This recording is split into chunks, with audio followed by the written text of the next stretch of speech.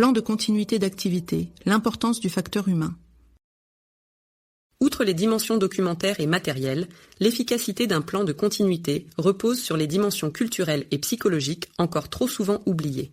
Le stress aigu présent dans toute crise impactant notre capacité à penser et à agir, les préparations collectives et individuelles sont absolument nécessaires. Voici les principaux points d'attention d'après Benoît Vray, enseignant-chercheur spécialisé dans la gestion de crise et la continuité d'activité et consultant Senior Business Resilience chez Airbus Protect. L'équipe en charge de la continuité d'activité doit se connaître interpersonnellement. Il faut que les hommes soient cousus ensemble, selon les mots de MacDonald à Napoléon à Wagram, le 6 juillet 1809. Illustre Benoît Vray.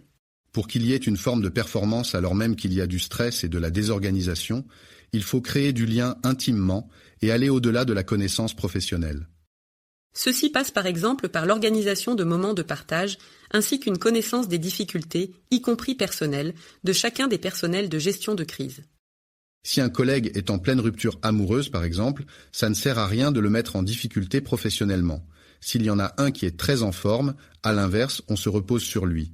Il faut avoir des équipes motivées qui se connaissent très bien, un peu comme les cordées en montagne ou les groupes d'intervention comme le RAID.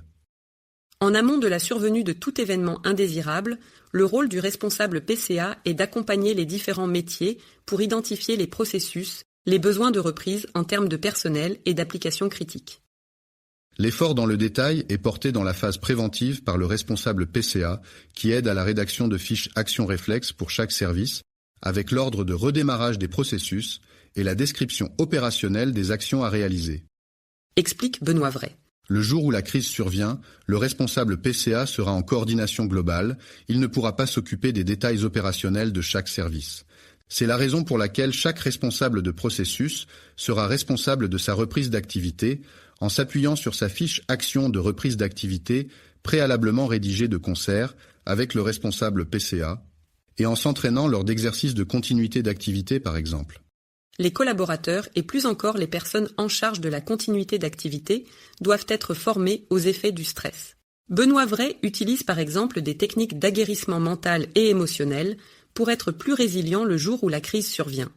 Les techniques d'optimisation du potentiel qui intègrent des outils tels que le dialogue interne, des exercices de respiration, d'activation mentale.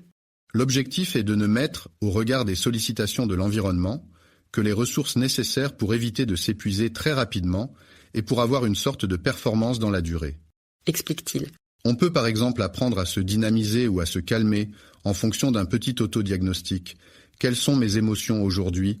Est-ce que je suis énervé? Est-ce que c'est acceptable? Est-ce que je suis fatigué? C'est intéressant pour un responsable PCA de fouiller ce côté-là car c'est le cœur de la problématique.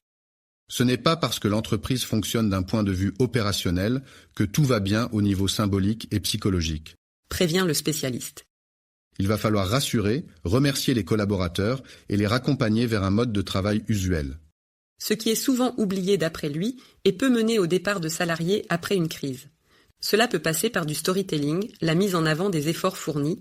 Il faut soutenir les salariés qui assurent la continuité d'activité, mais aussi ceux qui se retrouvent dans l'impossibilité de travailler.